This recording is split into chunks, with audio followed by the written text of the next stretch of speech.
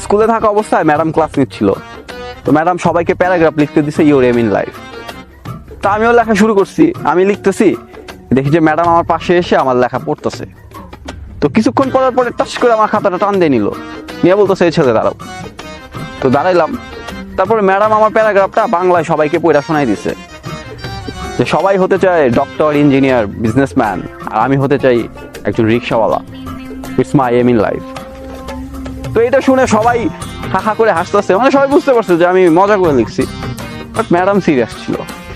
চপাট চপাট করে আমার পেছনে 4-5টা বাড়ি। তো বেশ কয়েক বছর কেটে গেছে, এখন আমি একটা জব করি, আর আমার একটা গার্লফ্রেন্ড আছে, ওর নাম অহনা। তো অহনার সাথে আমার ভালোই রিলেশনটা চলতেছিল। তো হঠাৎ করে অহনা বললো যে আমাদের বিষয়টা আম্মা জেনে গেছে, তোমা এখন কি হবে? তো বলতেছে আম্মা তোমার সাথে দেখা করতে চাইছে, তোমাকে আজকে আসতে হবে বাসায়। আমি ভয়ে ভয়ে গেলাম, গিয়ে ড্রয়িং রুমে বসে আছি। হঠাৎ করে দেখি একজন মহিলা আসলো। ওমা, এ দেখতেছি সে আমাদের ইংরেজি ম্যাডাম। আমার রিলেশন গেছে।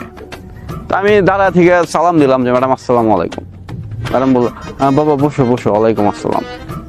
পরে বলতেছে তোমাকে চিনা চিনা লাগে বাবা। কই যেন দেখছি। বললাম না তো ম্যাডাম।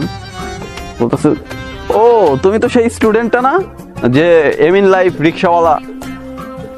কি বলবো আমি, মাথা নিচমিকটা দাঁড়ায় আছি। বলতেছে তো তোমার এম ইন লাইফ পূরণ হয়েছে?